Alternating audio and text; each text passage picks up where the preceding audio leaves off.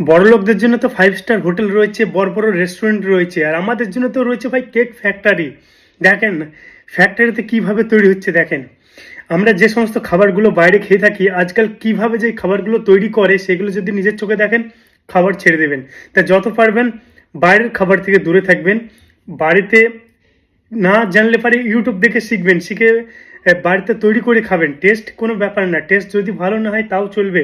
তারপরে যত পারবেন বাড়িতে বানিয়ে খাবেন। শুধু এরকম একটা ভিডিও না, এরকম হাজার হাজার ভিডিও রয়েছে যে মানুষ কিভাবে তারা খাবারে পা ঢুকে দিচ্ছে, পায়ে করছে, ছানাছানি করছে, মানে সে কীভাবে যে খাবারগুলো তৈরি করে সেগুলো আমি একটা একটা করে আপনাদের সাথে শেয়ার করার চেষ্টা করব। এই ভিডিওটা একটু ভালো করে দেখেন যে আমরা কত কষ্ট করে বাচ্চাদের জন্য নিজেদের জন্য কেক নিয়ে আসি, আর সেইগুলো কোন পরিস্থিতিতে কিভাবে তৈরি করছে। যে জায়গাতে কোনো যে আইটেমগুলো রয়েছে তার কোনো এক্সপায়ারি ডেট চেক হয় না, তারপরে কোনো হাইজিন মেনটেন করে না, সেখানে অনেক ককরোচ সাপ, মানে কত রকম পোকামাকড় ঘোরাঘুরি করে, সেই জায়গাতে কিভাবে কেক তৈরি হয়েছে দেখেন। আর এইসব খাবার খেয়ে কি আপনি হেলদি থাকবেন? আপনার তো পেটে অনেক সমস্যা হবে, পেট খারাপ হবে, বিভিন্ন রকম রোগে পড়বেন দেখেন।